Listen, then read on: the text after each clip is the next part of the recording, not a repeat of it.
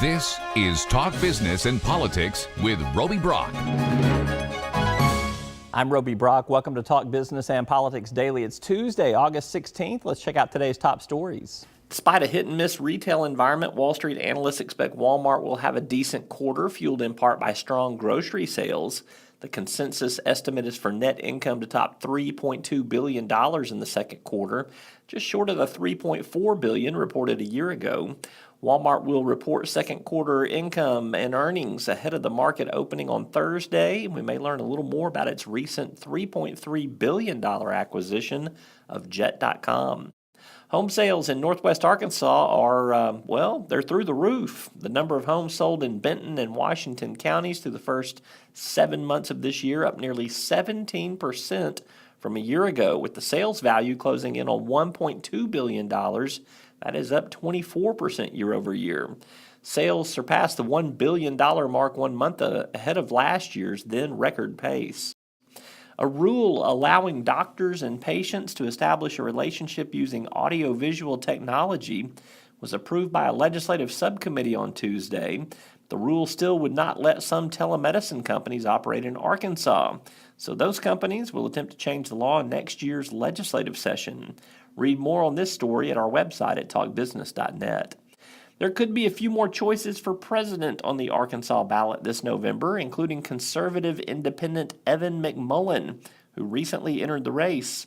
Secretary of State Mark Martin's office validated 2 additional candidates to run for president in Arkansas, while a political group known as Better for America has enough signatures to be on the ballot, but it must find a candidate.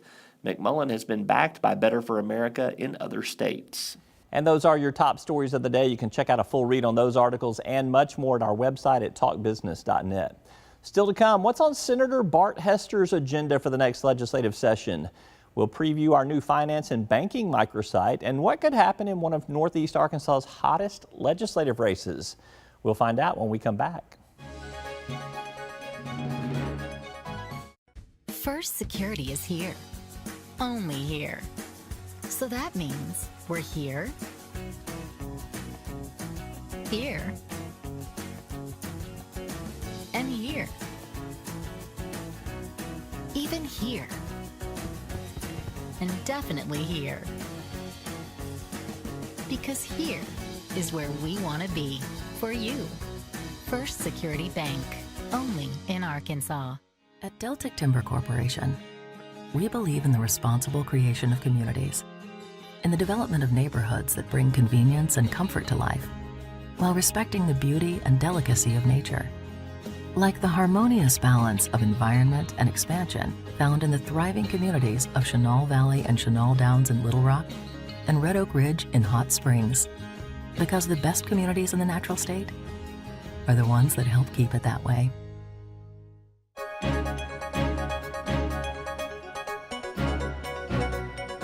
With school starting back and fall on its way, state lawmakers will soon be spending more time in interim committee meetings. That gives us a chance to catch up with a few legislative leaders from around the state.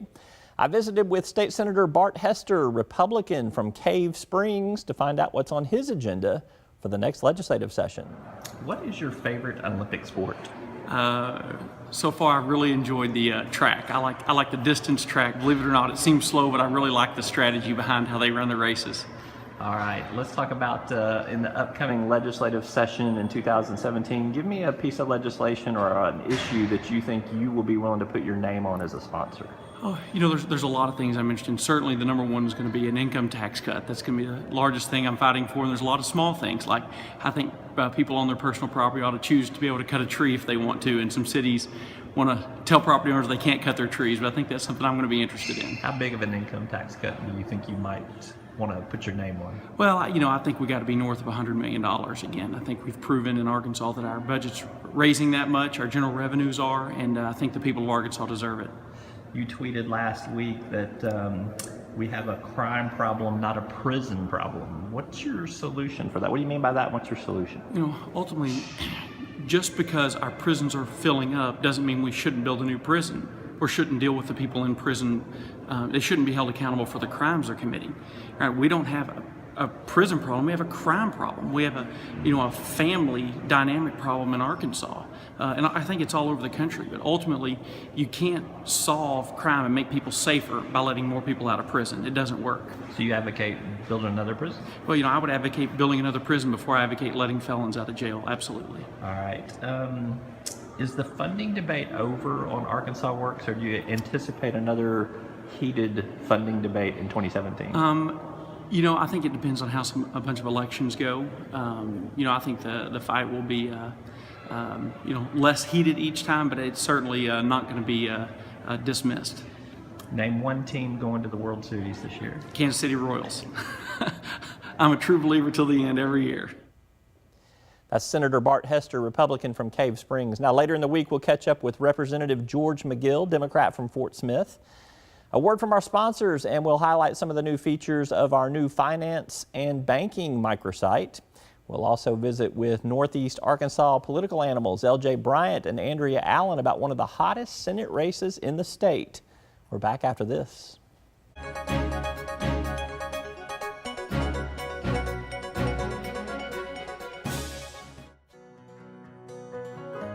Each day, the promise of our nation begins again. Arkansas and America, moving forward.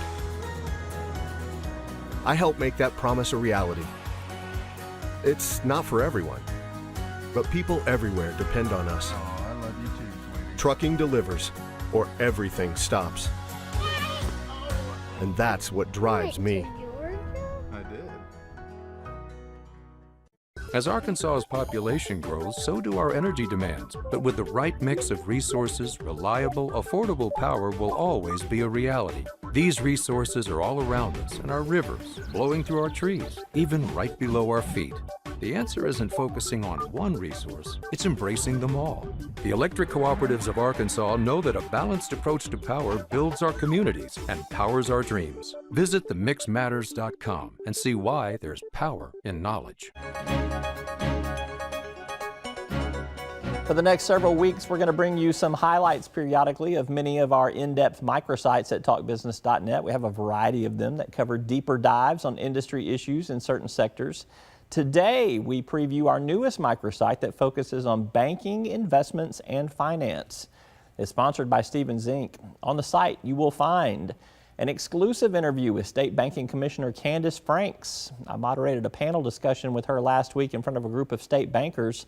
Commissioner Franks expresses her concern over the lack of new bank formation in Arkansas.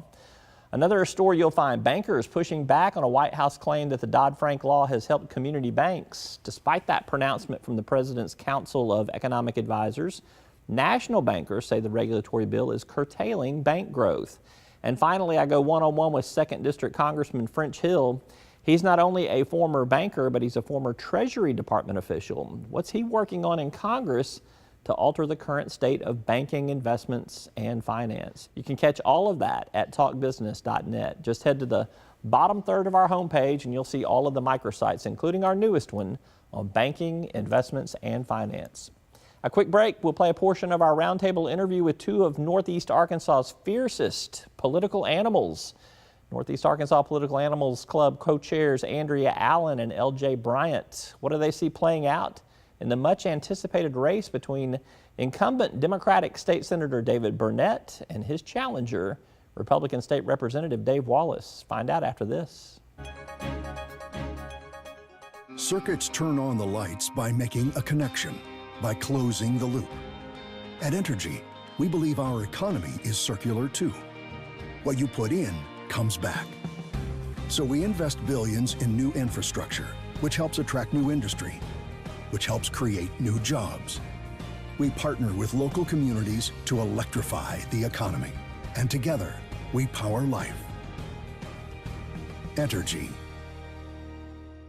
You've likely heard of the Great Arkansas Treasure Hunt. In fact, you or your business may have property to claim in the hunt. But where does this treasure come from? Businesses like yours. The law calls it unclaimed property. If your business is holding money on its books that you've not been able to return to the owner, it's most likely unclaimed property, and the law requires it to be sent to the state auditor's office each year. Auditor Andrea Lea's office can make the process for businesses to comply with the law easy and straightforward. Help us help you return Arkansans' unclaimed property at auditor.ar.gov.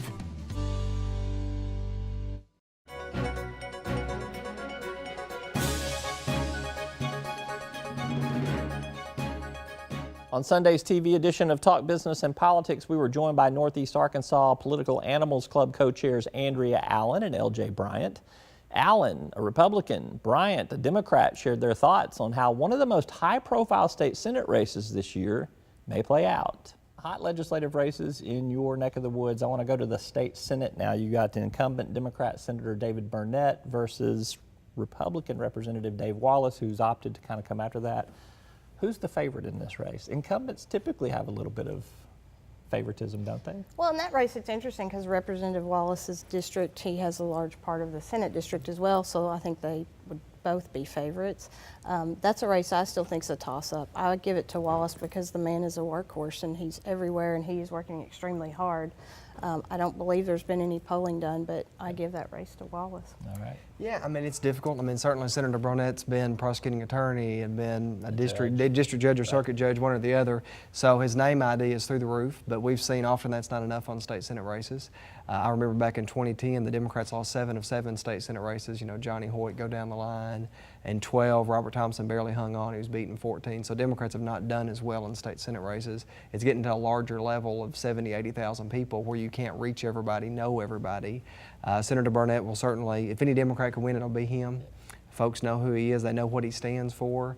But I know that Representative Wallace is a very hard worker. So, I mean, I'm holding a purple pen. I think so. It's a purple district. So That's Northeast Arkansas Political Animals Club co-chairs Andrea Allen and LJ Bryant. You can catch their full Talk Business and Politics appearance and roundtable discussion at talkbusiness.net. That's all for today's Talk Business and Politics Daily. Thank you for watching. I'm Roby Brock. We'll see you next time.